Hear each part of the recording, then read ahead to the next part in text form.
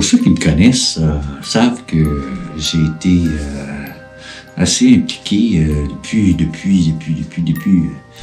le début de ma vingtaine dans la situation des pauvres. On n'aime pas parler de mots pauvres, mais les plus démunis dans notre planète. Je parle pas des gens là, dans votre quartier, là, je parle au niveau de la planète parce que vous savez qu'il y a plus de 2/3 de la population mondiale qui vit sous le seuil de la pauvreté. Le seuil de la pauvreté, il faut s'entendre. Vous allez peut-être aller voir les chiffres, mais c'est à peine être capable de bien manger chaque jour et etc. Donc, en tout cas, je sais que en parlant aujourd'hui que je m'adresse à ceux qui mangent au moins 3 fois par jour. Mais il y a pire que ça. Hein. Et puis, moi, j'ai été impliqué une grosse partie de ma vie dans ça, mais je peux pas vous dire que j'en suis sorti indemne parce que je suis un humain, puis en passant des jours à voir des choses qui ne sont pas normales dans ce monde, m'a profondément troublé, parce que je trouve pas ça normal d'ailleurs, comme humain, de voir ça. J'aimerais vous dire que j'ai réfléchi un peu, et c'est toute la question de la théologie de la libération. Un gros sujet d'abord qui nous a été présenté dans 1970 dans l'Église. Et puis, la théologie de la libération, vraiment, qu'est-ce que c'est? C'est que ça dit aux pauvres que la situation qu'ils vivent là, actuellement n'est pas voulue par Dieu. Puis ça, c'est une phrase qui vient d'un espagnol, Gustavo Gutiérrez. Le critère le plus précis de l'authenticité évangélique, là, le message de fond dans l'Évangile, est le salut des êtres humains. Donc, si par salut nous entendons le passage du moins humain au plus humain, on ne peut pas être chrétien aujourd'hui sans un engagement de libération. Et ça vient encore de notre ami Gustavo, cette phrase. Que signifie l'expression « option préférentielle pour les pauvres » ? Cette expression-là est l'origine latino-américaine. Elle vient en premier lieu du courant de la théologie de la libération. Mais que signifie vraiment ce terme? Et qui sont les pauvres? D'abord, j'ai vu de mes yeux, j'ai rencontré des gens, surtout des oblates qui travaillaient dans les pays dominicains, puis il y avait... ils m'ont montré des choses, il n'y a plus eu beaucoup de temps, mais ils m'ont montré des petites choses qu'on appelle les communautés de base. Mais dans la Bible, là, elle-même était lue et relue à partir de la situation des pauvres. Dans les villages, les quartiers peuplés de pauvres se mettent en place les communautés ecclésiales de base. Au sein de ces communautés, les gens qui se rassemblent, l'annonce de l'Évangile, la célébration eucharistique et les attitudes de vie se rejoignent dans un témoignage communautaire, donc un partage qui se passe. La priorité est donnée à l'accompagnement des couches sociales les plus diminuées dans la prise en charge de toute leur vie. L'option pour les pauvres est ainsi prise. Mais qui sont les pauvres? Si on regarde dans les textes majeurs, les textes importants de l'Église, on trouve de nombreux éléments, de nombreuses références qui précisent que les pauvres sont ceux qui souffrent de conditions inhumaines en matière d'alimentation, de logement, d'accès aux soins, à l'éducation, à l'emploi et aux libertés de base.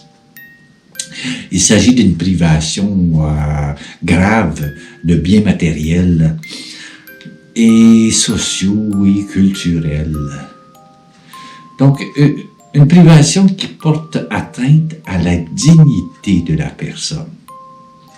Et comme la pauvreté comporte de multiples dimensions, sont considérés comme pauvres par l'Église tous ceux qui sont traités comme les derniers dans nos sociétés. La pauvreté, là, ne se limite donc pas à la pauvreté matérielle. La pauvreté relationnelle, la pauvreté morale et spirituelle. En fonction des circonstances et des lieux, sont nommés aussi pauvres les femmes victimes de discrimination et de violence, les enfants, les sans-abri, les sans-terre, les sans-papiers qu'on appelle, les migrants, les réfugiés, les minorités ethniques, etc., etc., etc., etc. Ce qui justifie cette option prioritaire pour les pauvres est lié au cœur même de la foi chrétienne, qui invite le chrétien à imiter la vie du Christ. Donc, en effet, Jésus-Christ s'est identifié de manière spéciale aux plus pauvres. Ça, si on fait une recherche dans la Bible, on peut voir ça dans Matthieu, chapitre 25, 40, je crois. Dans la personne des pauvres, il y a une présence spéciale du Fils de Dieu qui impose à l'Église une option préférentielle pour eux. Cette option n'implique pas un rejet de ceux qui ne seraient pas pauvres. Il s'agit seulement de se rendre compte que les pauvres ont la première place dans la préoccupation des croyants. C'est une option qui s'étend au vaste champ de nos responsabilités sociales et concerne les décisions que nous prenons au sujet de l'usage des biens. Être responsable. C'est dire combien nous avons à travailler pour changer les structures économiques et sociales qui favorisent la pauvreté, juste la manière qu'on vit, là. Ça a une influence incroyable sur la planète. Finalement, l'option pour les pauvres est l'expression de la justice et de la charité au sein des relations entre hommes et femmes dans la société. Donc, l'origine latino-américaine, parce que quand on parle de la théologie de la libération, ça vient de là. C'est vraiment un préférentiel pour les pauvres et l'affaire de tous. On a appris ça, hein, mais on a encore du chemin à faire. Vous savez, une phrase qu'on a entendue, qui vient de Mère Teresa, mais on a l'impression qu'on regarde tout ça, on dit qu'est-ce que c'est ça, c'est tellement plus grand, j'ai à peine de regarder une nouvelle. Qu'est-ce que c'est ça? Moi, je peux rien faire dans tout ça. Mais il y a une phrase qui vient de Mère Teresa, puis m'a toujours impressionné, mais c'est quand même assez facile à comprendre, mais en même temps, c'est comme, on ne peut pas voir l'action qu'on prend individuellement dans ce monde d'ici, si ça va faire un changement. Mère Teresa dit, nous réalisons que ce que nous accomplissons n'est qu'une goutte dans l'océan.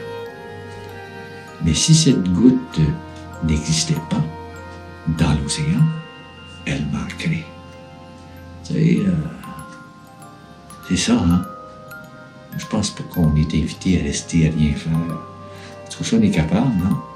Financièrement et entre les deux oreilles aussi, de changer ce monde-ci, mais je pense que ça commence par nous.